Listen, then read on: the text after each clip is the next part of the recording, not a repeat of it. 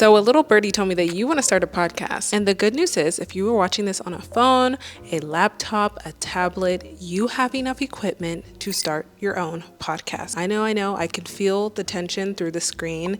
It doesn't have to be super complicated. Also, it's never been easier for girlies like us to sit, yap, and get paid. That is why today we're going to break down how you can finally start this podcast that's been on your mind. I know you've been thinking about it. Whether you just want to build a simple community of people like you, people who are like-minded, actually grow your personal brand and start becoming an authority in your space. And lastly, to potentially monetize this passion project, this side hustle, or just straight up main hustle. To do that, we are going to need to make this process as easy as possible. I know most of us have a 9-to-5, are still freelancing, or just haven't made content a full-time job yet. So your secret weapon is going to be eliminating friction. I don't know if it's humanly possible to make this easier than what we're going to break down today, because we're using zero equipment minus one special tool I'll show you in a minute. And I'm going to walk through this video as if we were filming a podcast in real time, just to show you how easy it actually can be. And by the end of it, we're going to have a ready to record script, a fully edited mini podcast just for the sake of time, short form content to repurpose with, and then know how to do it again and again and again and again. We're going to run through a simple setup that you can do through Riverside, today's sponsor, and your new best friend. Okay, so why Riverside? There's a lot of podcasting tools out there. I'll tell you why this one is special. It is like your own personal studio, except online. You can edit fast with the help of AI, and you can go live faster, whether that's just pushing your podcast straight to Spotify or repurposing on short form platforms. And yes, when you log in, it literally feels like an online studio where you can record, where you can edit, where you can organize your projects, whether it's just you or you have guests. We've used it on my podcast, the Get Paid to Live podcast, to host our international guests,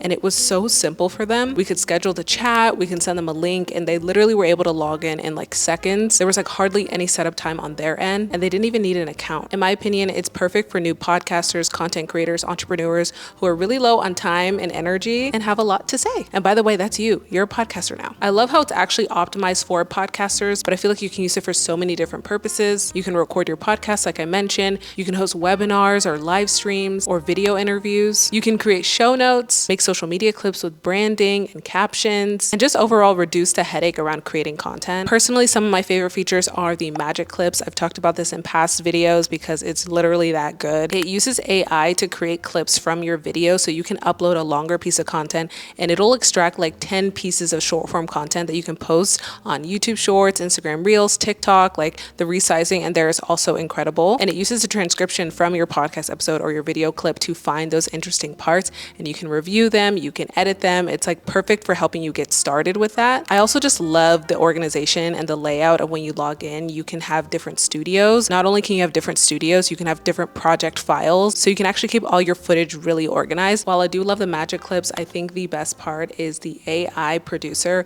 It takes out the silences, gaps, filler words, any fluff from your content, and it really just reduces the time you have to spend cutting out these gaps, and you can actually get started on making the actual content. And now as podcasters and content creators, we have to be everywhere. The resizing tool comes in clutch, so I can format it for YouTube, for TikTok, for Instagram. And then I love a teleprompter because sometimes when you just don't have the energy, you need to read off the script or just remember your notes, and you can have it on the screen as you record. I'll have a link in the description if you want to get 15% off your paid plan. I personally use and love the pro plan because it has features like magic clips, the teleprompter. You can get 15 hours worth of recordings in there, and you also get access to a brand kit so you can make your videos personalized. The amazing thing is you can try it out for free if you just want to see how it works and how it flows, but I have to warn you, you might just end up really liking it.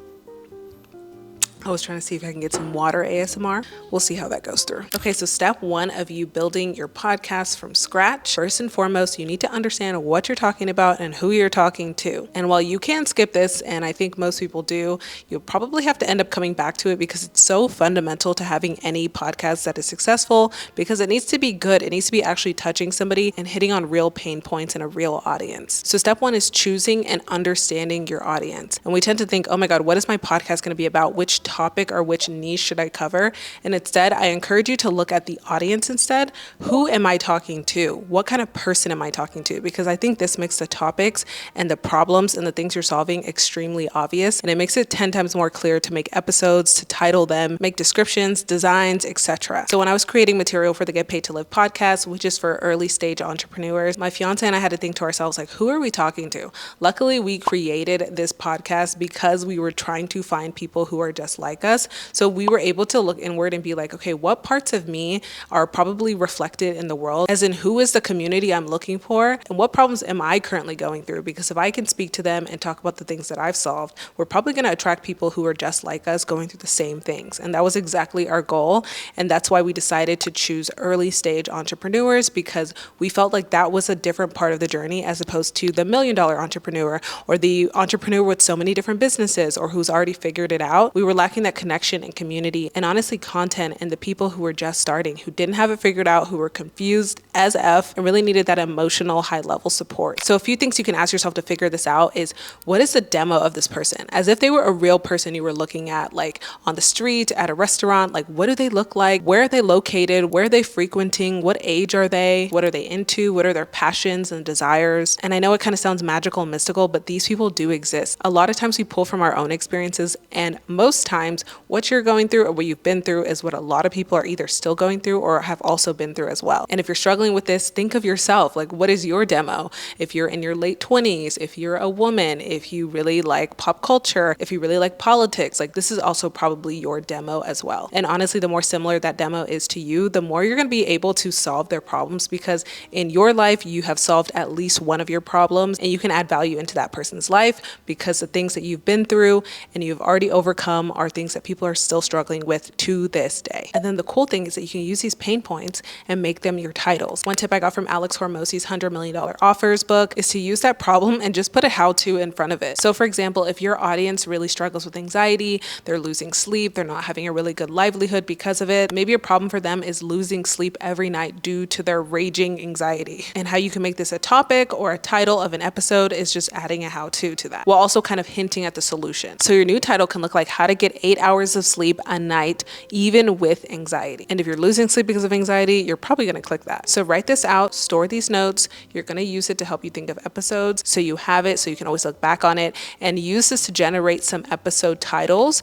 And then in the next step, we're going to script them and practice. So as you can guess, the second step is to start practicing filming. You see how I don't have any equipment? There's nothing around me.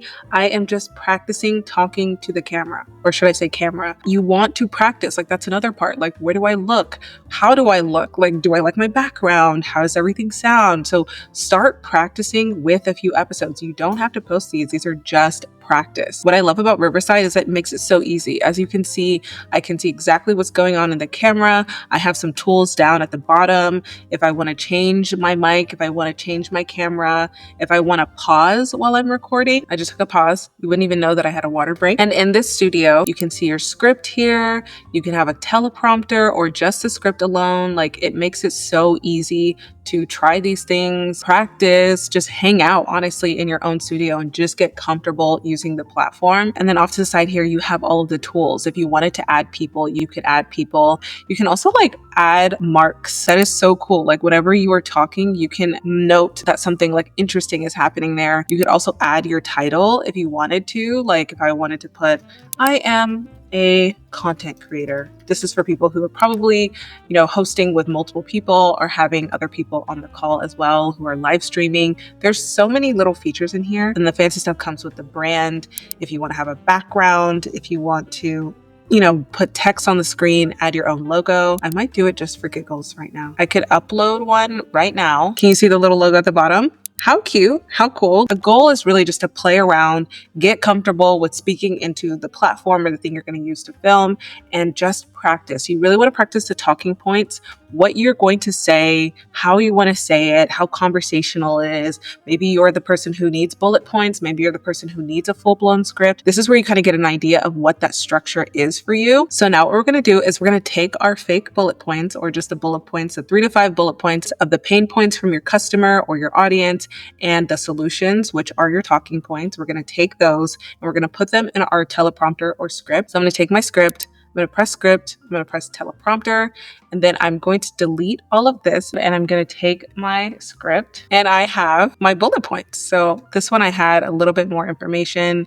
My audience, new podcasters and creators in their 20s who have a message to share, but have too many obstacles around starting, like tech time and confusion on messaging. Their pain points, clarifying their topics, ideas, creating a podcast that doesn't take months, years to begin, being able to film and edit quickly, and how I am solving that in 3 steps. So this is where I get into my script. I'm first going to educate them on choosing an audience, show them how to reduce friction with low stakes practice, just like this, and create the podcast fast with tools like an iPhone and online studio like Riverside. So that is my script. I can also bold these things, which is so fun because that way I know the structure of everything. I'm somebody who has to have everything looking pretty polished and organized. So that's really nice that I can do it like that. And you can kind of set the scroll speed. So it can scroll really fast. It can scroll really slow. I am a slow reader. So you can have it kind of play and you'll see what you need to say. And what's really nice is that only appears for me. And then the video recording is just showing me talking to the camera.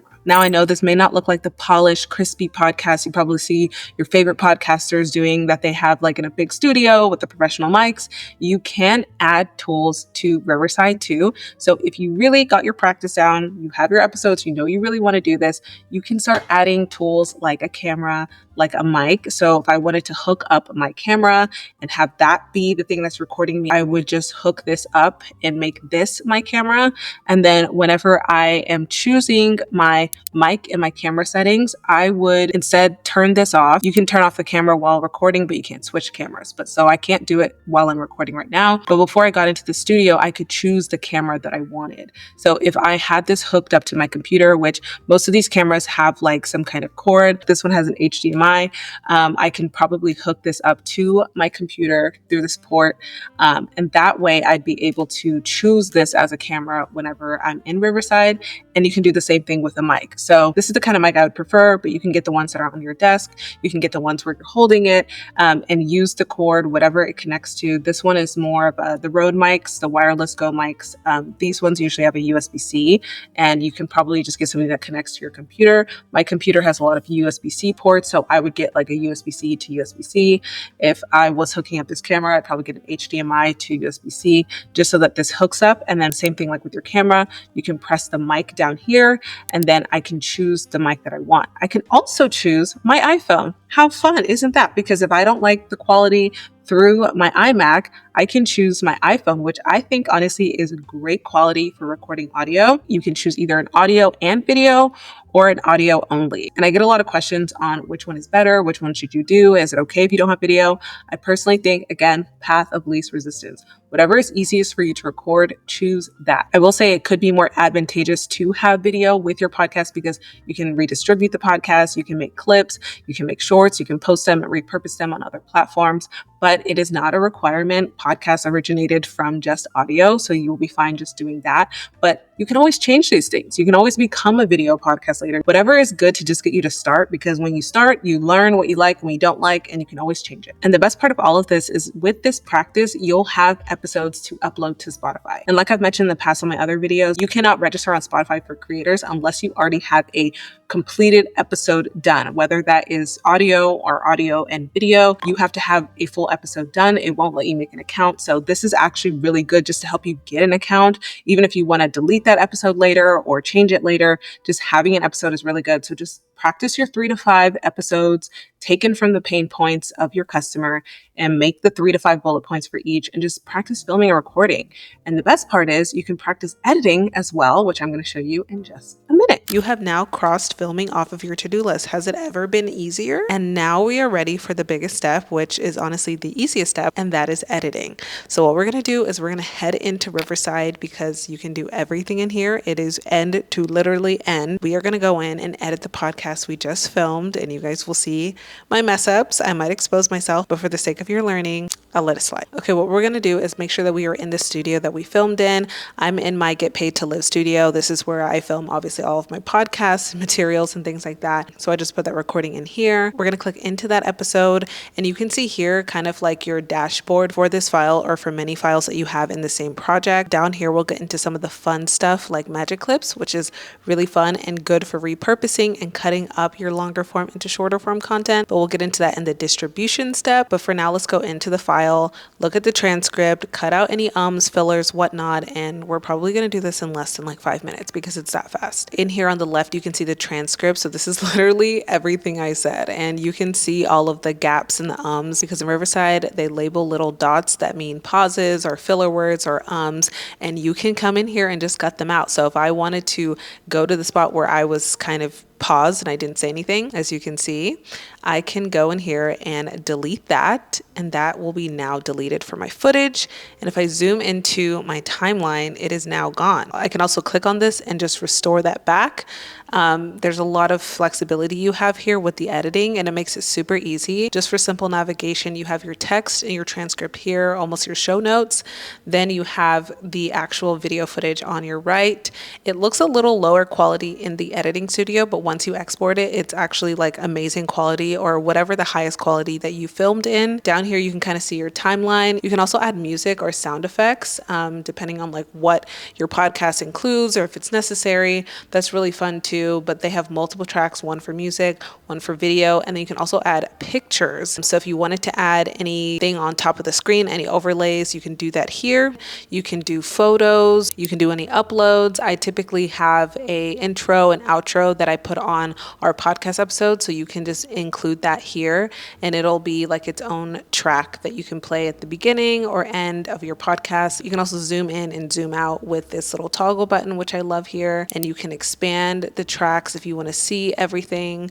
They have so many options down here, and you can see how long the video is, and you can also see chapters here. So Riverside kind of categorizes the talk based on what I was talking about, like choosing equipment, recording options, audio versus a video podcast, practicing and filming. So it already like naturally segments your content, so you don't really have to, and you know exactly where you want to look if you're looking for a particular thing. And then this button here on the left allows you to split the clips, so I can press split and it'll now like put them in two. So there's so many options you can do, and if I want to just go back, I can press this back button and it'll just bring it back to normal. And then to your right, you have some of my favorite features. This is where the editing gets fun because it's kind of like done for you.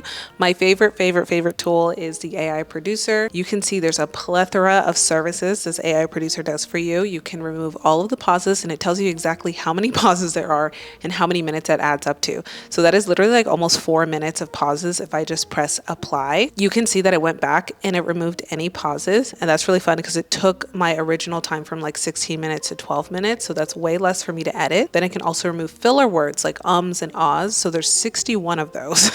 So if I press apply, which by the way, I'm just pressing the button and I press apply and it's just taking them out, and you can see that that took off like probably less than a minute, but that was still a significant portion. And then it can also find fluff. So this is like if you have anything that's off topic or it's not really as clear or fits in cohesively with the rest of your talk. I could see if you had guests or if you had things like you were setting up beforehand and you happen to press record, you can cut that out. But for this video, I don't think I had too much fluff. And then if you also wanted to enhance the audio or mute somebody, you could do that here. And then you can also switch the layout. You know, if I wanted to kind of have it like fitted or filled, but since it was just me, I'm just going to leave it as is. If I had tracks and I had other people in this podcast in Riverside, I would edit that here. You can adjust the volume and enhance the audio. I could also add branding or anything to this, like I mentioned with the logos and the emblems. You can add that to your content. You can choose themes that they have here, or you can do it yourself, but you could just kind of get an idea of what that could look like on screen.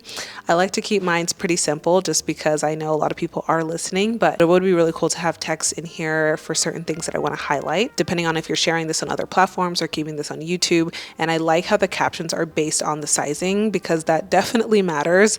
If I wanted to add captions on a 16:9, which is like usually the format for YouTube or, you know, wider shot videos, I could put those captions there. If I wanted to kind of like have my base captions for short form video, I could choose that. And if I wanted to make maybe like an Instagram carousel or reel, I could do this style of text for the captions. You're allowed to upload your own music. Just make sure that if you're uploading to places like YouTube, TikTok, honestly, most social media websites, that you are using royalty-free music, which is not going to be copyrighted, so you don't get a strike for that. But they also have some commercial-free music here if you just would rather use what they have instead of finding your own. This one is very pensive. And then lastly, like I mentioned, you can add your own images. If you wanted to just have like a subscribe button or your name, I usually have like kind of these like pop-up buttons that come up for me and my fiance for our podcast. So that's what I have uploaded already. And I usually just stick it around so people know where to follow us. So you can add any images that make sense for you. And then what's really nice is that you can also record. Like if I needed to add something into the video, I could go into the studio again and record again with somebody else or just myself. You can see I'm filming here. Very meta. And then you can simply go back to the editing and it's just like good as new. So they literally have like thought of everything. It's kind of crazy. So I was curious about the find fluff and it actually found some fluff. It cut out 14, or it suggested to cut out 14 different places. And you can see them here with the little dots, which is so cool. And it comes up like a little text message or like a little notification, like delete this segment because it appears to be a duplicate or excessive repetitive material. And you can see that I'm sort of repeating myself here. And that is something I could probably just like cut out or correct, which is really interesting. Or dub. I don't know about the dub. I'm not there yet, but if you wanted to just talk over that, that'd be really good if you had edits from like a brand or from a podcast guest and you needed to make an edit fast. This would be a really handy tool. It's kind of like ChatGPT, but like in a video format, which I really like. So I'm going to go through and edit this a little bit and then I'll come back and show you guys a little bit of the final product.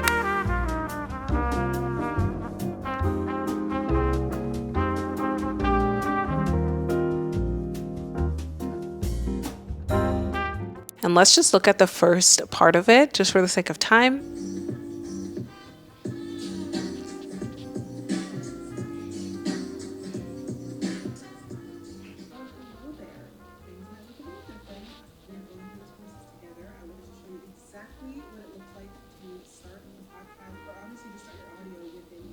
Okay, lovely. She's fabulous. We love her. Do we love her?